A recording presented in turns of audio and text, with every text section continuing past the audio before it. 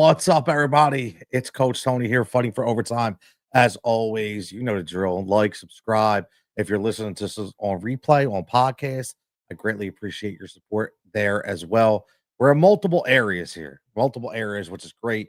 A lot of different things planned, doing different things, trying different things, doing a little more of these live episodes to really foster home the community, as well as starting up a new call line that will be live probably in about 2 to 3 weeks, to where you're literally could be calling to the show just like you would do a radio station. Let's listen, because here's the thing, man. It's only audio, right? Maybe somebody wants to talk about their experience live on the air. So we're going to make that happen as well. Again, make sure you like and subscribe everywhere that you're finding. If you're on Facebook, uh, unfortunately, sometimes I may not see your comments. Facebook is very interesting at times.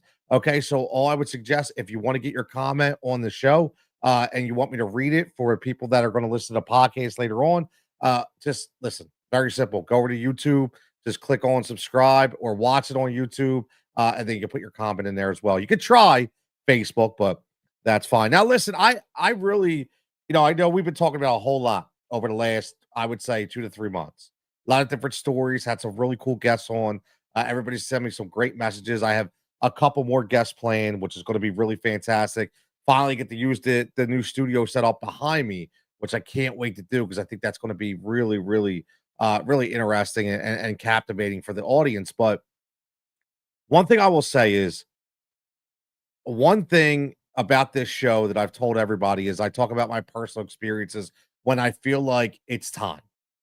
And seeing some things not only across the timeline on Facebook, and within the local community, but also from a national community, a lot of support groups that I deal with, a lot of different youth sports groups that I deal with, and seeing what some people are posting, and questions, not just from the parents, but from the athletes themselves, has really made me think, wow, like we need to do a better job. And I want to read something in a minute that really provoked me into doing this episode. So I just want to let everybody know, this is full transparency. Like I tell everybody, that this is an experience I'm going to talk about that happened to me personally. It happened to me about 2 years ago, and it happened locally. I have listen, no problem telling you, what it was, where it was. We're going to go into all the details. I'm going to explain. A lot of people still don't understand the situation. A lot of people were giving their comments based on false information, so many different things. Okay. And I feel like I'm not doing this to put a spotlight on certain people and certain things, but what I'm doing is I want people to understand, especially right now, who are going through cut season, who are going through these things, the emotional impacts that it has, on the parent, on the child. But there's so many different areas of these emotional impacts that we're not talked about. And it sectors right into the mental health community. And I think I saw something real fast. I thought very interesting topic about why coaches should get mental health training. And I think it's a fantastic topic. And I'm actually reaching out to the person who wrote it to see if I can get them on the show and explain to them, psychologists, why they feel like that way, because I'm all with it, man. Like I look at a coach as having to, having to dive deep inside the athlete, the parent, right? There's so many different areas they have to dive deep inside with. So I really looked at that and was like, you know what? I think it's right.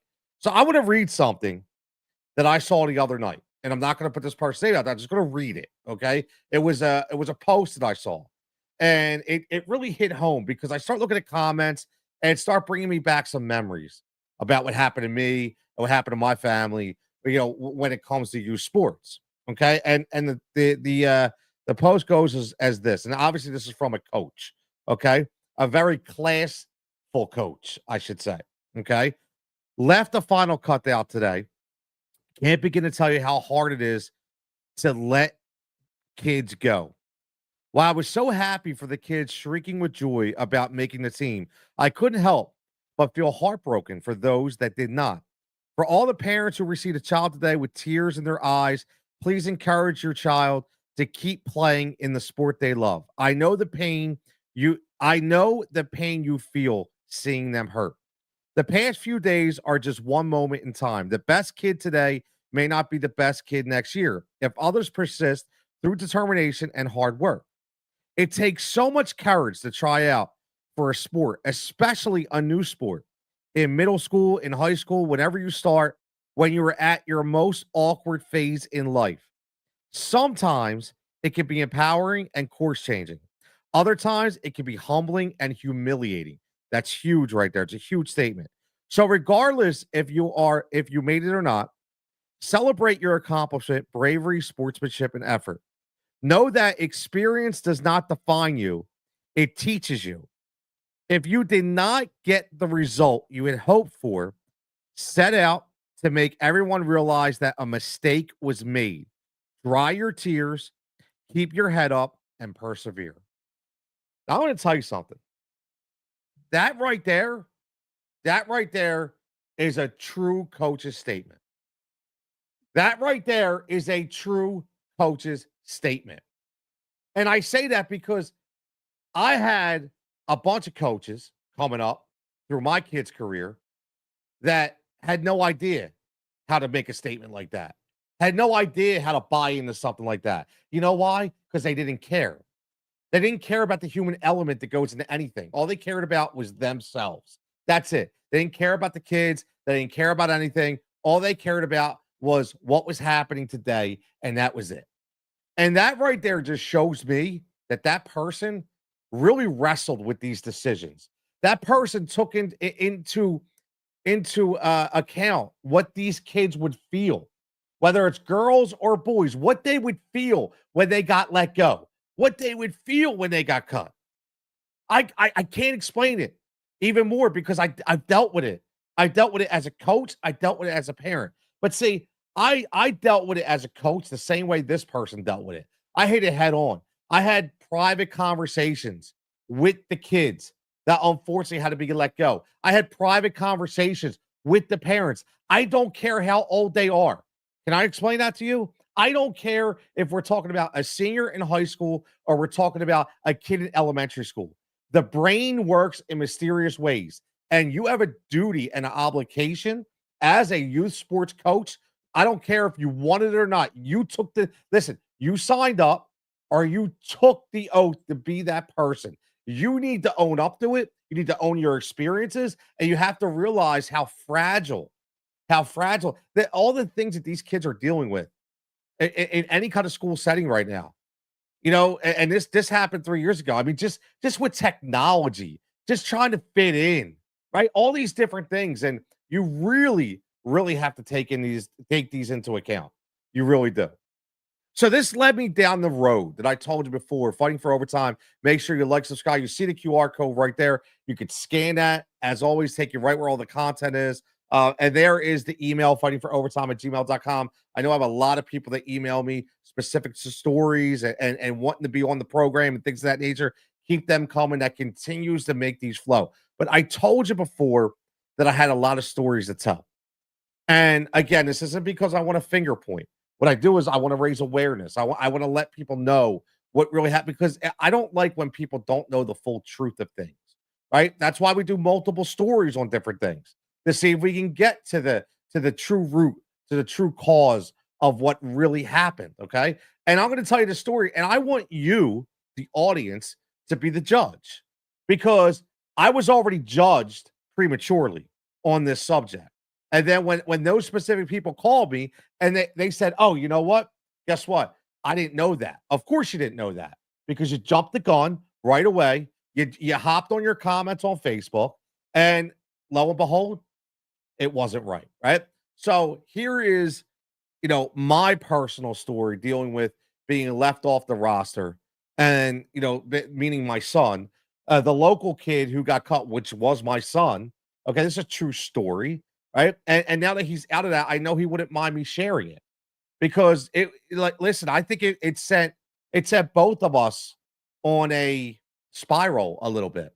Okay. And I do want to say this, and you people that may listen right now know who you are. I greatly appreciate when this happened. And this is going 2 years ago. Okay. This is going almost 3 years. Okay. But essentially 2 years ago, and the multiple people, the real ones, I call them, that reached out to me through text message, through that, through instant messenger, through direct message, and gave me their support and tried to help me through because they knew what I was going through. Okay, not the people that were writing cryptic Facebook posts on other people's feed, thinking I wouldn't see them, thinking I don't have friends, thinking you didn't screenshot them to me and show me. I know who you are now. I found out who those real people are, and I thank them people for it. I'm not mad. I'm just happy because now I didn't waste my time speaking to those people, knowing who they truly are. Okay, but the people that stepped up and gave me their support, amazing. You know who you are. I don't have to say it, but amazing, just amazing. And I want this to be that kind of community. Okay, this is what this is all about. So let me take you back. So for those who don't know, who may be watching this and aren't from the local area, I coached in Southampton when it came to soccer. Got kicked out. That's another episode for another day. Legitimately got kicked out, even though I did everything the right way. Got kicked out. We'll talk about that another day. Went to Warminster and started coaching again, right? And obviously, I was my son's coach, along with a lot of other kids right now that go to William Tennant High School or have graduated from William Tennant High School. Great kids, great school. When it comes to when it comes to academics, don't get me started on the athletics because I'm not a fan.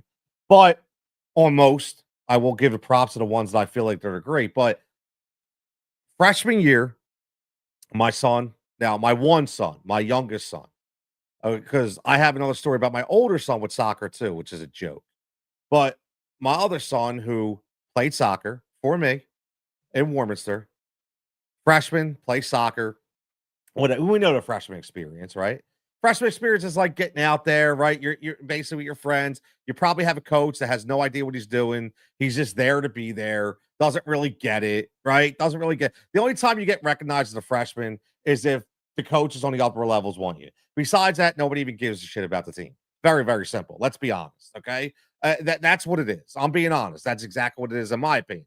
Tell me I'm wrong, right? Tell me I'm wrong. I say the things we all think about but are afraid to say. So that's what I'll honestly tell you, right? That's why when they're fresh, they can't get a coach. Oh, we might have a freshman team. Do you think they really care? No. Okay. It's unfortunate, but it's true. So my kid's on a freshman team. Yeah, yeah, yeah. It is what it is. Kind of like, he's like, yeah, it's okay. And after freshman year, he says to me, Dad, I don't think I want to play soccer anymore for school. I said, okay, why? What's up? And he was like, oh, you know what? I don't know. I just feel like I might want to do something different. I'm still going to play for the club. I just don't want to play for school. There's just certain things I don't like. And yep, not a problem. I always support my kids. All I do is ask why, right? I don't just go right away. Why? Like, are you doing it because you don't think you're good enough? Because let's have a conversation, right? But this had nothing to do with talent, had nothing to do with work ethic, nothing. It was, hey, listen, I think I want to try something different, right? At that time, he honestly was like, I may want to try basketball, right? There were certain things. So I started, okay, no problem, right? So he doesn't play soccer and he starts to train a little bit for basketball. I start reaching out to some people, asking, hey, what should I do for training? Where should I go?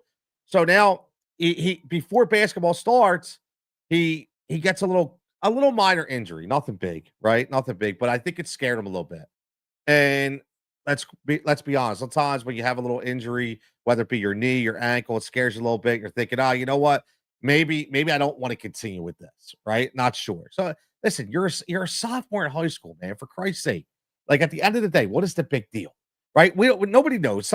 Sometimes I'm at 47. Sometimes I don't even know what the hell I want to do, right? So why are we judging these kids at 13, 14, and 15? It's ridiculous. It's ridiculous. So, but anyway, fast forward. So he doesn't play soccer his sophomore year. Doesn't play. So he's still playing club. And then I won't bore you with all the minor details. So let's fast forward to about May. May of his sophomore year. He comes to me and says, Dad, I think I made a mistake. I said, why? What happened? He's like, I don't know. I think I probably should have played this year. I said, okay, why do you think that? And he's like, it just seems like the kids were having fun. Now, granted, it's because you have to understand that 75% of my club team, my club travel team, played at William Tennant with my son. So my son was hearing the story. He's like, I heard the camaraderie, heard the kids laughing, like having a good time. And I think you start to think like, maybe I made the wrong call. Maybe I made the wrong call. I said, okay, bud, whatever. You let me know what you want to do. I said, obviously this year has passed. I said, but I think you should give it a long, hard thought and figure out what do you want to do next year? Because you can't just jump in August and say, I want to try out for soccer.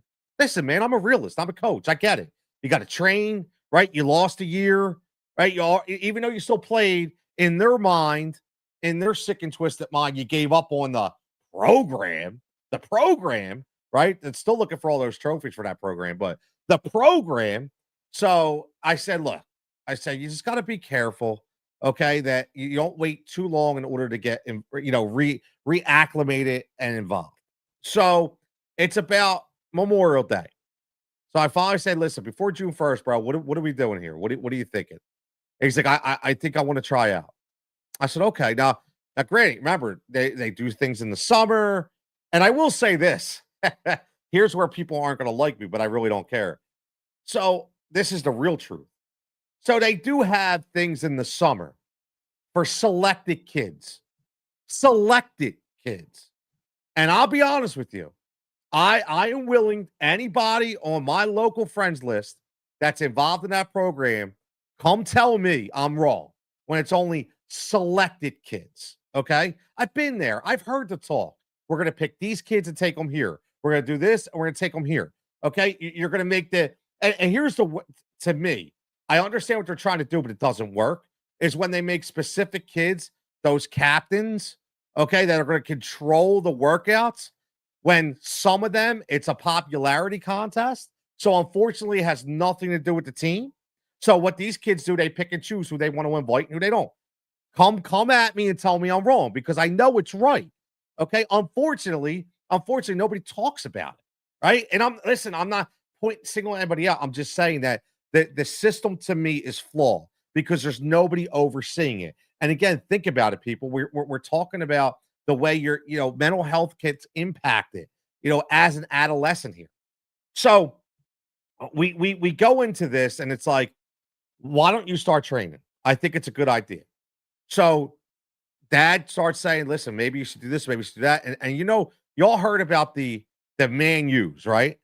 Now, here, I'll give you a quick backstory about the Man U's before we start training. So when my older kid went to William Tennant and was playing soccer, all that they had to talk about was the Man U's. Train for the Man U's. Train for the Man U's. Only certain people could do an X amount of Man U. We're going to have T-shirts for the Man U's. We're going to give awards out for the Man U's. It was great. It was like, wow, like I have to train for something. This is what I'm training for. Can't wait to get there. Well, guess what happened? Eventually, when too many kids start breaking those records and doing the Man U's, now it wasn't a big deal anymore. What the hell is that? Now it's not a big deal anymore? Like, how about clapping them up? Yo, this is fantastic. Wait, because here's something I'm indirectly going to give them praise. What you did was you had these kids develop a work ethic and give them something to strive for. That's what you did, and they did, which was fantastic. But no, you took it away. You took it away because now you could have your select people that would do the Man U's that you could highlight to a different level, right? Listen, I know the games. I get it. And again, those people, I'm willing, as always, prove me wrong. Tell me I'm wrong. And because unfortunately, I know I'm not. Okay. I know I'm not. So my son goes out and he starts training, training for the Man U's, doing some running, a lot of cardio. And the biggest thing I said to him was, I said, listen, dude, you got to bulk up a little bit. You got to bulk up a little bit. The high school game's a little different. Okay. You're going to play bigger bodies, bigger mature bodies. They're going to bump you off the ball. And right away, I could tell just, I love you to death, but you're not strong enough right now. You got to get stronger. I know you can do it. So he did. Worked his ass off, went to the gym, put on about 5 pounds of muscle mass, looked really good. Okay. Did good for himself. I was proud of him. With nothing else, I was proud of him. So fast forward to August. So it goes to August and goes to the tryouts. So I'm like, all right, bro. And I gave him the speech beforehand. I said, listen, dude, remember, no matter what, all the work you've done, everything get to this point, man, all you can do is give your best effort. That's all you can do. So he goes out day one. Now I'm excited just to see what he thought, right? And I'm gonna be honest with you. I was kind of curious to see if the coaches would say anything. Now, backstory, I won't say the person's name, but at that time, pretty good friends with that person. I thought I had a good friendship with that person. I thought I had a good friendship with that person. Obviously, I was wrong. I'll get into that later. Okay. So I'm thinking like, oh, maybe he'll say something, just to say, hey, it's good to see you. Hey, it's good to see you back. Right now, granted, my son that's there, my other son was playing on this person's team. Okay, and my son that was there, okay, played for this person's team and scrimmage games after before. So it's not like they don't know who my kid is. Okay. So I'm just saying they're not like, you don't think that like it's not, how do I say it? It should be second nature for them to go up and have a conversation. That's all I'm saying. Right. When it's like if the person was injured or or like my son went away for a year, right? Just to open up those lines of communication. To me, that's what a real coach would do. Okay. That's what a real human being would do. So it comes after day one. He's like, nah, they really didn't say nothing, but it was fine. Like I got out there. He's like, yeah, I was a little rusty, but I felt like I got into it later on. I was like, all right, cool, man. That's awesome. I said, hey, man, like I said, no matter what, do what you could do.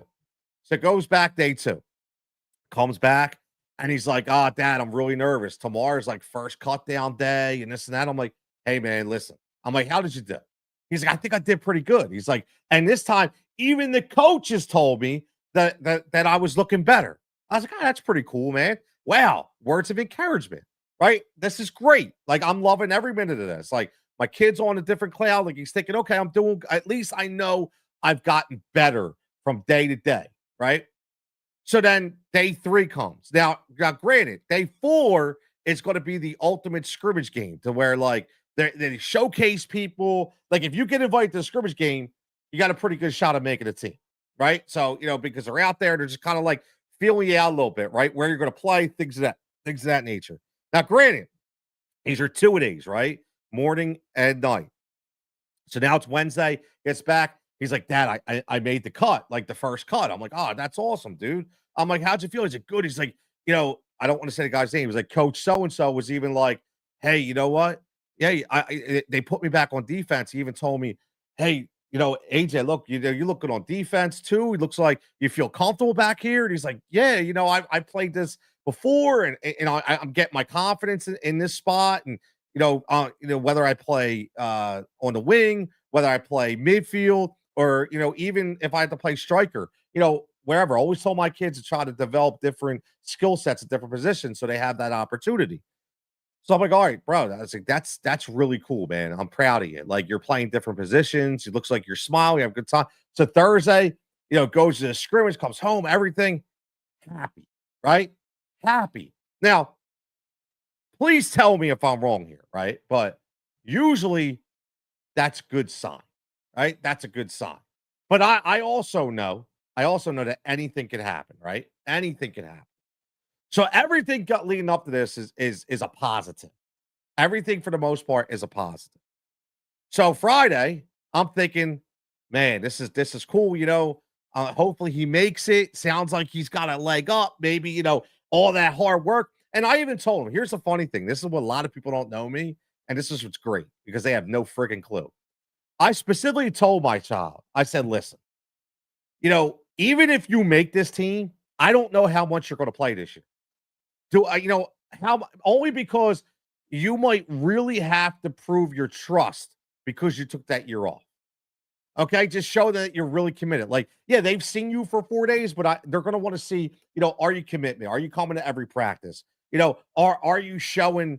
Not, it's not about skill at that time. It's just showing about commitment and desire and passion, right? Are you respectful to your teammates? Like, this is all I gave them the whole freaking speech. I'm a coach. I'm a realist. I am harder on my kids than anybody else in the world. Okay, everybody who knows me understands that. So Friday comes. I go to pick them up and I pull up. Everybody knows it. William Tennant, pull up on the grass. I'm on Tennant's grass. I'm sitting there and I see him walking over and he don't look good. He don't look good. So I'm thinking, uh-oh, I hope he didn't get hurt. First thing I'm thinking, like, did he get hurt? Gets in the car. Now you got to remember, man, like, and I'm not going to embarrass him if he listens to this, but he gets in the car and he's visibly upset. And he tells me in a weeping voice, I got cut. So first thing I said was, wait a minute. Okay. All right, bro, are you okay? And he's like, I just want to go home. I just want to go home.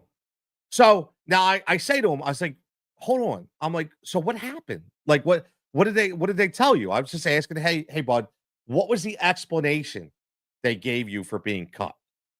Now, here's what everybody doesn't understand.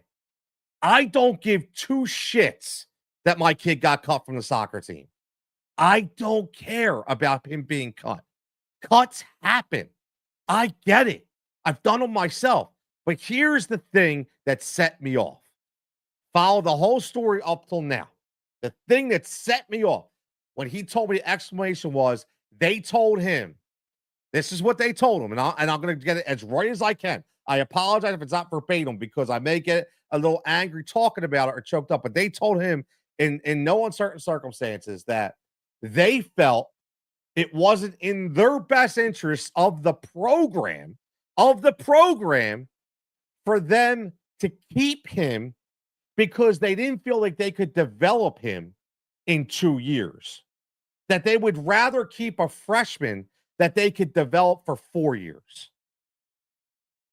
Listen to that. I'm sorry, son.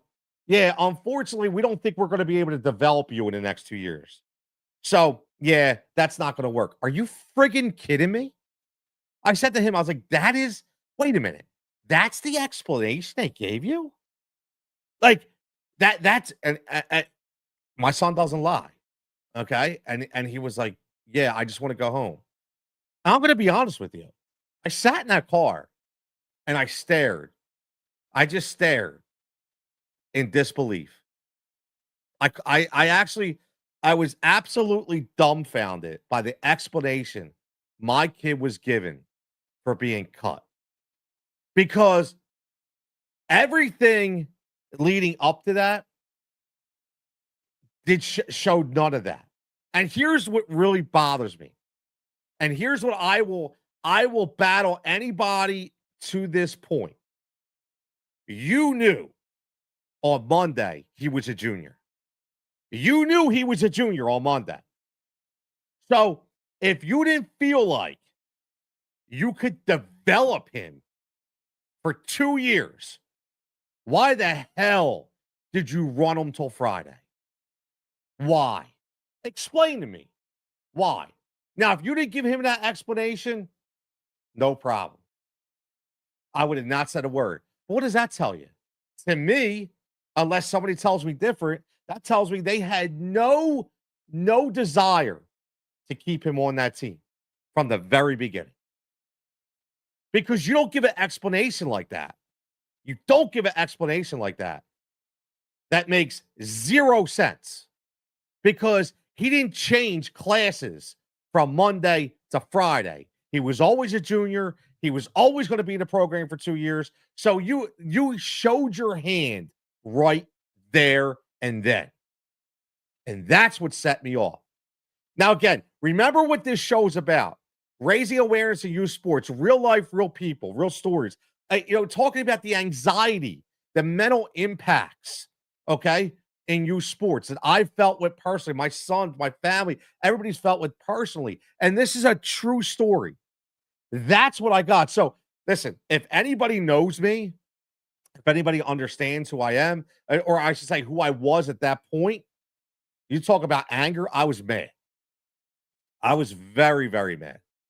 I was mad because I have a kid who's upset. And there's more to this story, so just don't log off yet. But it was the way it was handled to me that really, really bothered me. I will say this again. I will continue to say it. If my son deserves to get cut, you can cut him 35,000 times. I don't care who you cut. If they deserve to get cut, they get cut. But remember how we started off this episode. A coach that handled it with class, whether he or she spoke to those individuals or spoke to the parents of those individuals, and even put it out there like she did or he did, okay? That means a lot. That takes a lot, but that shows that you're a classful human being. You're classless when you don't do anything. That's my opinion. When you don't do anything. Remember, we're not talking about college sports. We're not talking about the pros. And even in the college sports, I look at, even on a pro level, I look at, these teams have they have team psychologists, sports psychologists for a reason. So they can talk to people. So they can they can include themselves into these conversations. So I look at this situation and I say, number one, I completely disagree with it with the way that I completely disagree with the way it was handled. Okay. So yeah, I went off. I went off on a different level. I was pissed. I was hurt. I was upset, right? Because you have to understand something. I still now have to go coach my team who's filled with William Tennant soccer kids who my son played with. I don't say that as a negative thing. What I'm saying is the emotional impacts, right? Even when I want to get rid of it in my mind, even when I want to say, I don't want to deal with this anymore, I have to. I signed up, I committed to this.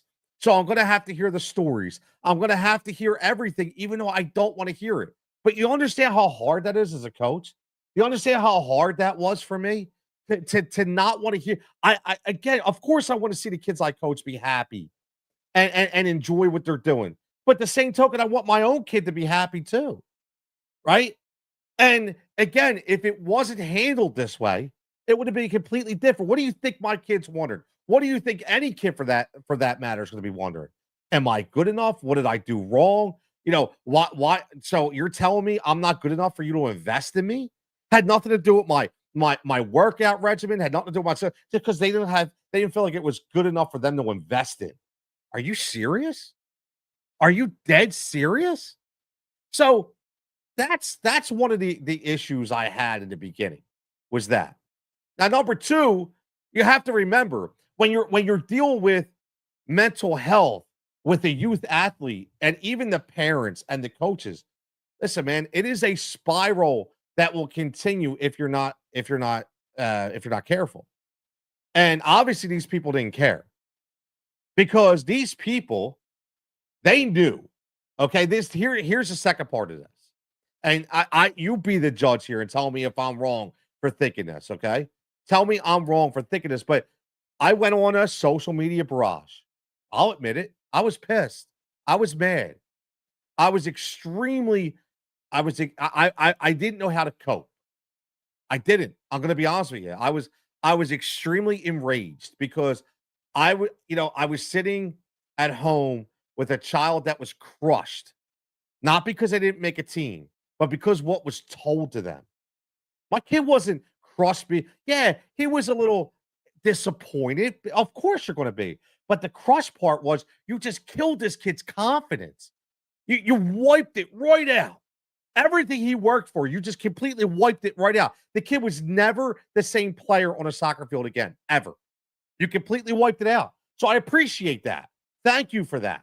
Okay. I appreciate it because of the way you fumbled and you mishandled a situation that directly impacted me, my coaching, and my son.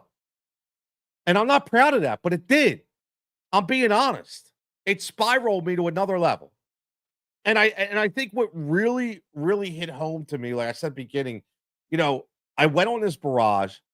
I had the William Tennant soccer page block me, right? All of a sudden they want to block me, right? So now I can't even see, just listen, you think I'm the first person that has a problem with that school or their athletics? You think I'm the first person? There's a long, I was in line. Let me tell you, I was in line, big ass line for that. I was in line. Okay. So when I look at that and I say to myself, that okay, so you want to block me from that? Fine, whatever. Like what are we 5? Okay. However, do you think at that moment, whoever runs that page, whoever runs that Facebook soccer page for William Tennant, do you think that person themselves or even if it's not themselves, maybe it goes to a higher power and says, "Yo, we have a little problem here." Like, because again, I was writing in there exactly the way I felt, the way how way the situation was handled. Okay, things that were going on. Do you think somebody had the audacity, the respect, the class to actually reach out to me personally? And again, knew the coach pretty well, by the way. Do you think somebody would reach out to me personally? Right? I don't even care if they say just enough. No. So what they do is they resort to blocking me off a page. That's how they deal with the situation.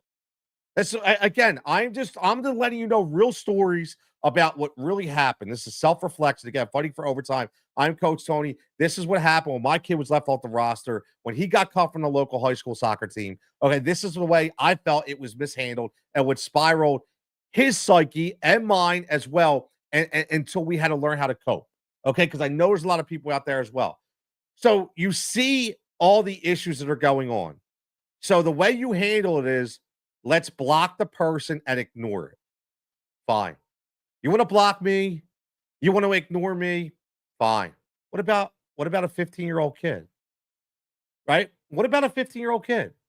Let's let you know what? Can I be honest here? Like I always am. I'm gonna read you a couple things. Okay. I'm gonna read you a couple things. And this is from recent this year. Okay, on messaging forums that I belong to. Okay, for kids that are writing. I just got cut from my high school basketball team. I'm in shape. I came early to every practice, was giving me no explanation. This is making me so depressed.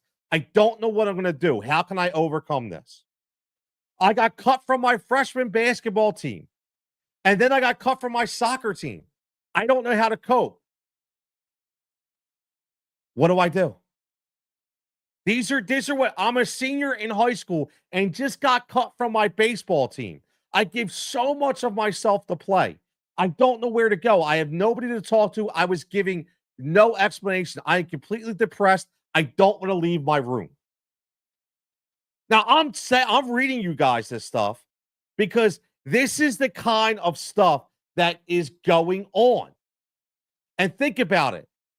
Again, everybody's psyche is fragile.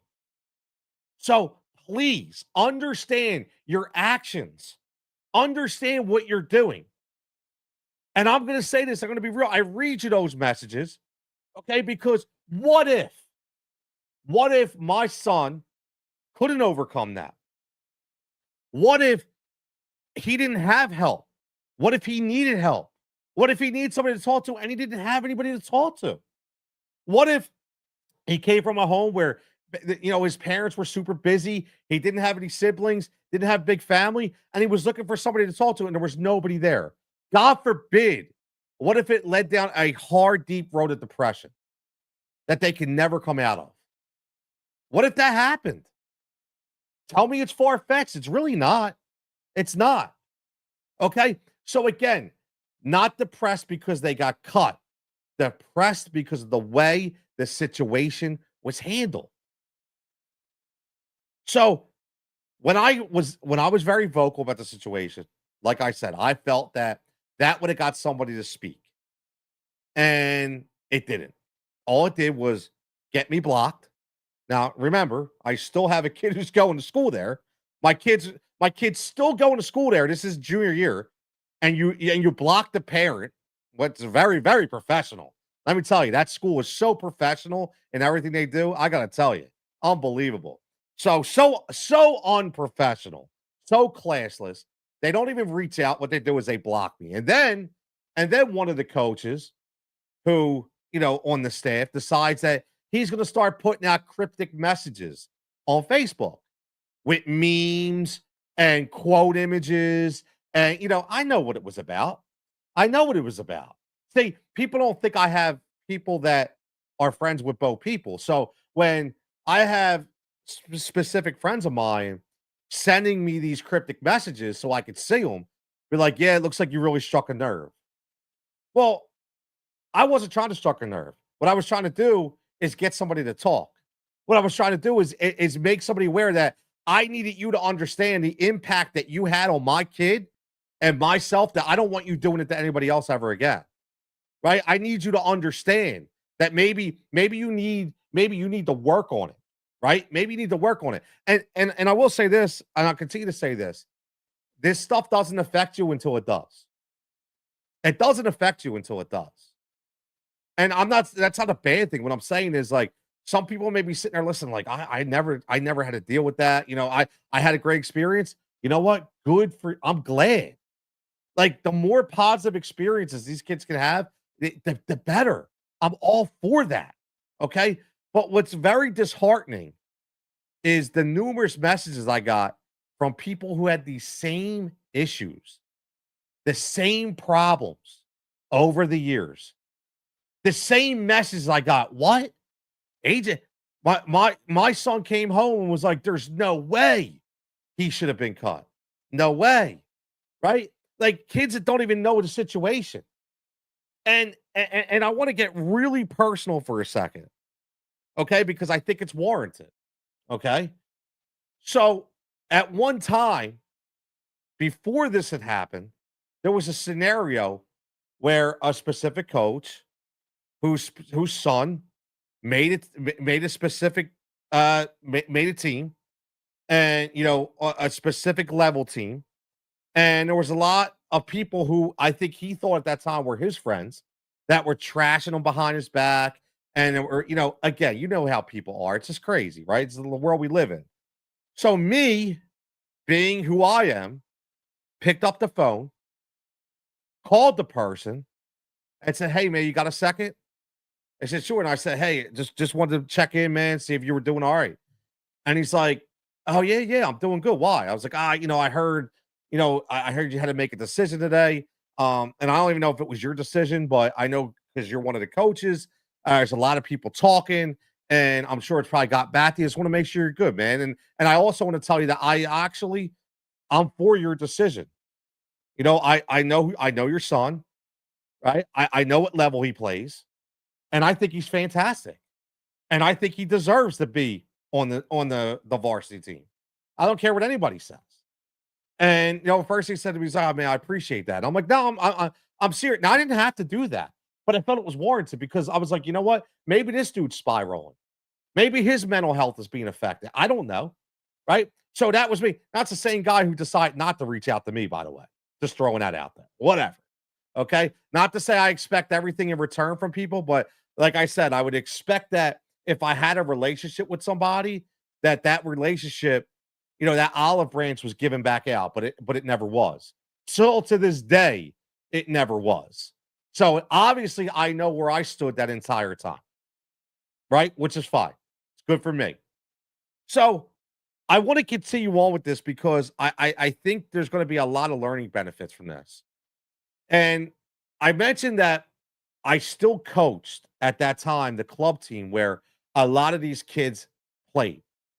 So you have to remember, I'm the head coach of a team that's 75% William Tennant kids.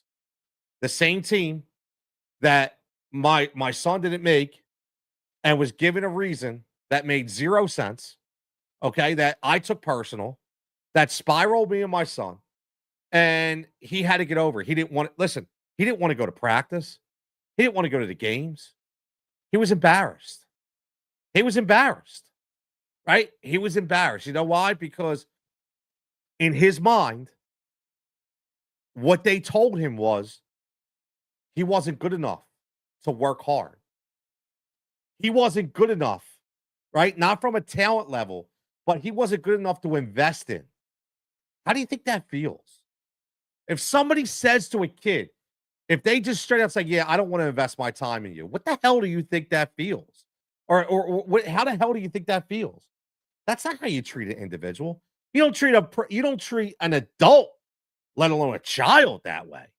So basically, you explain to him that you felt that your time wasn't well off being invested in their time. So yeah, I understood. My kid didn't want to go. It took me a couple weeks to be like, "Look, man, you gotta leave that shit alone. I know it's hard. I know it's difficult, but we're gonna get through this together." Okay. And I got him back on that field. And the worst part was that was the worst coaching year I ever had. I apologized to the parents. My mental health was impacted tremendously. I couldn't do it. It was so tough for me. And shout out to my assistant at that time. He basically took over and I turned in to be like an administrative assistant. And it sucked. It absolutely sucked. I didn't get to witness not one, not one of my players' games, junior or senior year. That's going to change this year, by the way. I didn't get to see any of them. I was so distraught.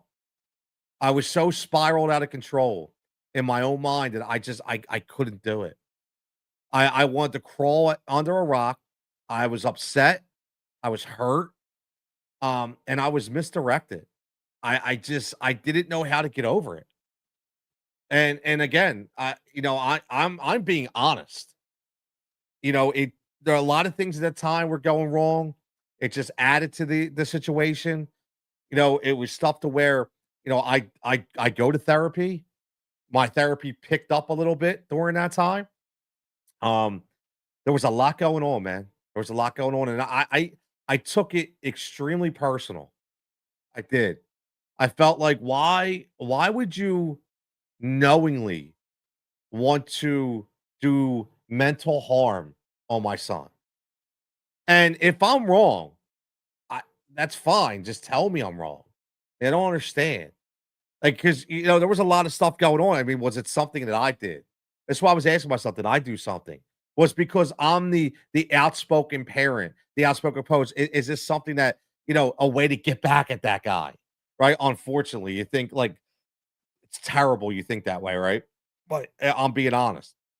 I went through these scenarios.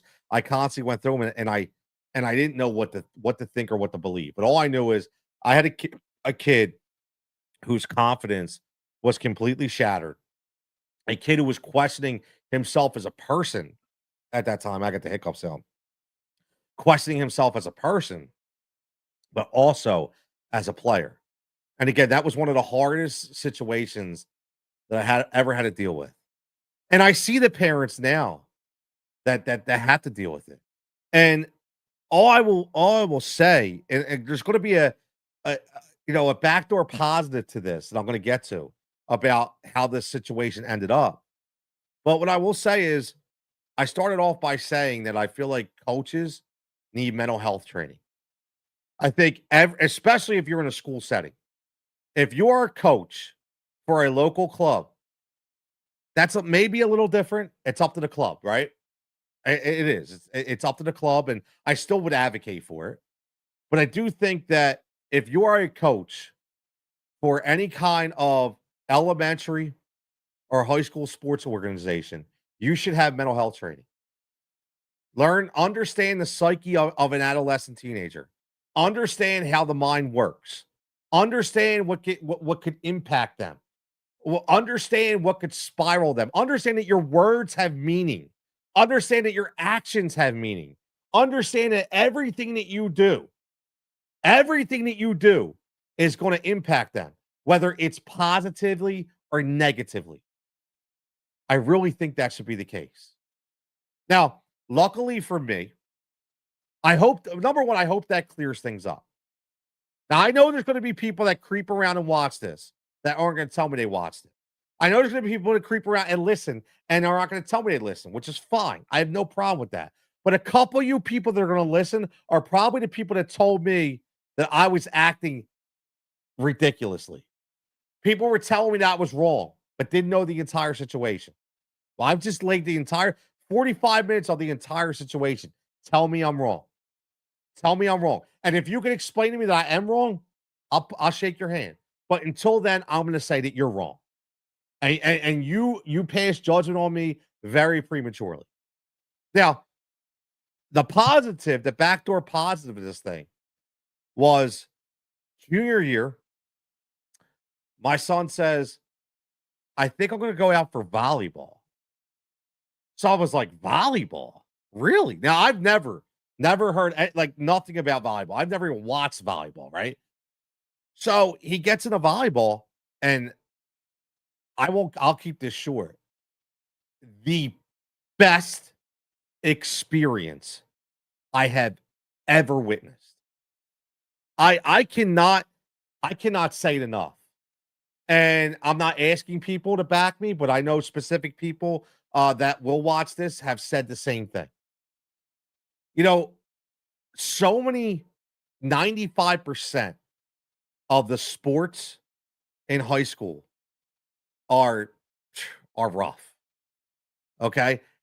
Or I should say 95% of the sports programs at Williamton High School are rough. Okay.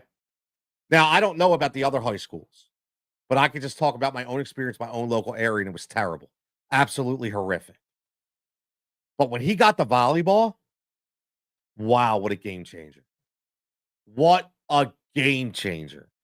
I still don't understand how a coach can be so strict and demand so much and yet get kids to not hate him, but actually buy in and play extremely well. That guy ran that program like a collegiate program. And it was the best thing that ever happened to my son. It was the best thing that ever happened to me as a parent because he got to ride his junior and senior year and make some fantastic friendships, to make some fantastic memories, fantastic moments, and actually feel like he was wanted again and felt like he mattered and felt like, yeah, guess what, AJ? You had a coach that said you were worth the investment because you never played volleyball before. And you know what that coach did? He actually worked with you, he invested in you. Yeah, as a junior, he invested in you. Amazing, huh? Amazing how it changes when you actually invest in somebody, right? And all you have to do is change your methodology a little bit. Change the way you think. That's it. You'd be so surprised at how the result differs in a positive way. So for 2 years, I got to watch some fantastic games. I got to watch smiles. I got to watch cheers. I got to watch a total team effort.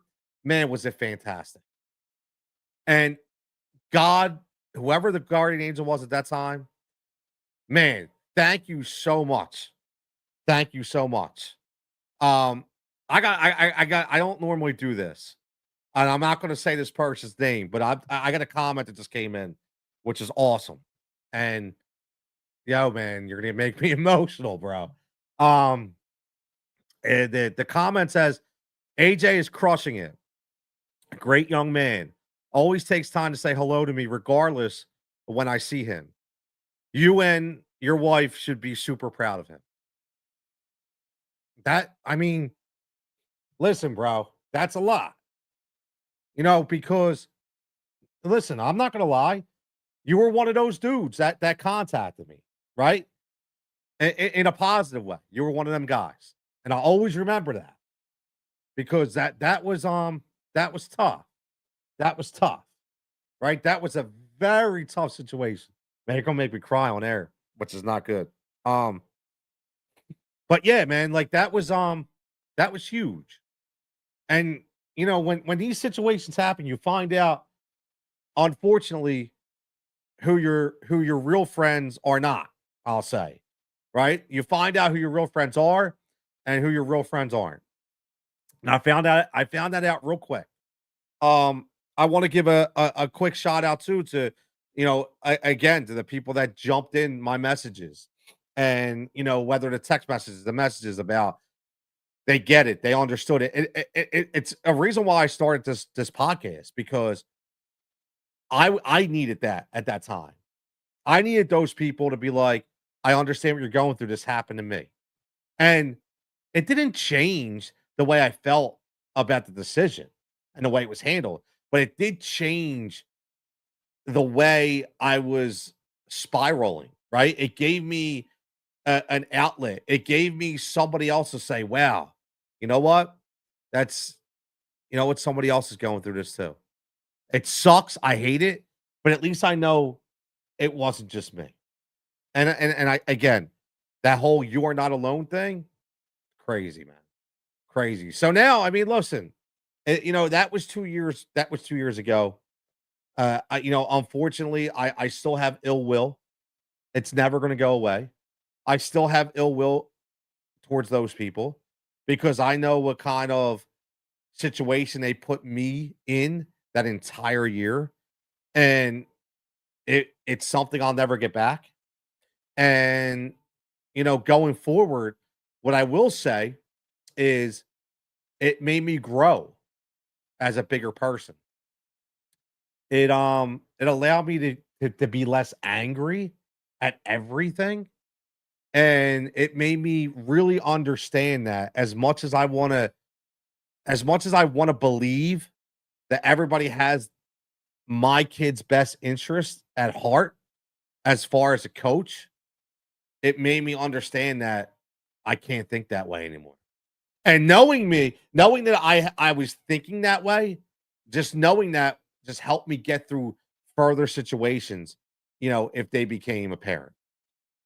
But the one good thing is it just showed me, and I'm gonna say this, and I don't care if people think it's cocky, but how unbelievable I was as a coach.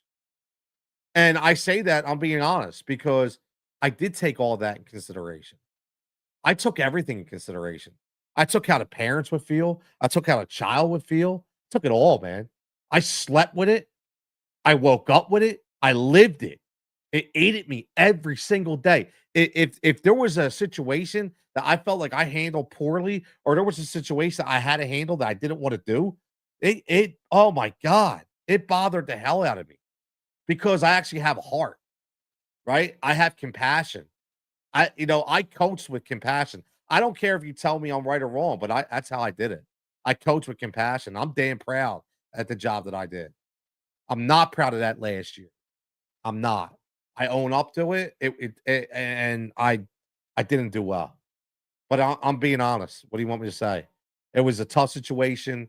But listen, it's over. I look back.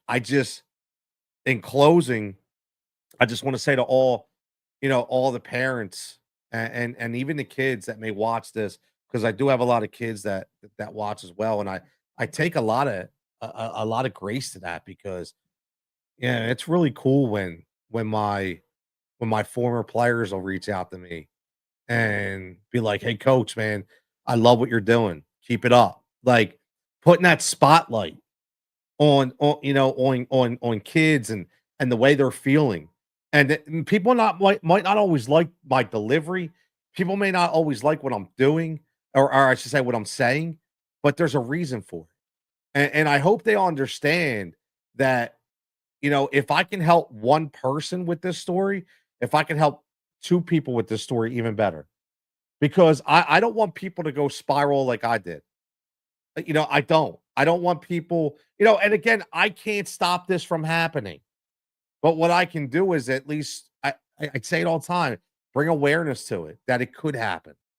So at least, hey, maybe God forbid if it does happen to you, you can retract this episode. You can reach out, or you could just sit there and be like, hey, you know what? You know what? I remember hearing about this. You know what? I let me not get as angry. Unfortunately, this happened, and let me figure out a way to prop my son or my daughter up and move forward. So again, man, fighting for overtime. This was tough, and I tell you all the time, it's not just when I have guests on. Sometimes I do personal reflective episodes, and this was one that was needed. When I saw that comment this morning that I read in the beginning, and then again, I saw a lot of the messages on some of the forums that I belong to for coaches and parents and kids, and seeing so many depressed kids out there right now, not because they were cut, but what they were given, the message behind the cut. Again, what is the message? I challenge all the coaches out there. What is your message? When you cut a person, what message are you sending? Meaning, what are you sending them home with? Whether it's elementary, whether it's high school, doesn't matter. Please understand that your words and your actions have consequences. And they really do. So maybe prepare yourself for what you're going to say, and at least try to figure out the proper way to say it. That would be my best advice. As always, fighting for overtime. You can find us on iHeart. You can find us on Spotify. You can find us everywhere. Listen, Spotify, iTunes, you name it. if you are listening, if you have an iTunes account, if you have an Apple account, again, if you would consider going on, writing me a review, give me a rating, let me know what you're thinking. I have a couple really, really, really fantastic guests coming up in the coming weeks that I'm actually going back and forth with this week. Hopefully, I can have somebody. I can't wait till my first guest is going to be live in those two chairs right there. But again, this is all about helping, man. It's all about bringing awareness to the community about real stories, real opinions, or I should say real opinions, but real stories. I will say opinions because listen, a lot of this stuff it's real stories, but I offer my opinion based on the real story. So a lot of people, as always, have their opinions. So if you have a story coming up, fighting for overtime at gmail.com, don't be afraid to send me an email. Again, I've had multiple stories on this podcast that have been anonymous that people have wanted me to share that have been read. I do that all the time.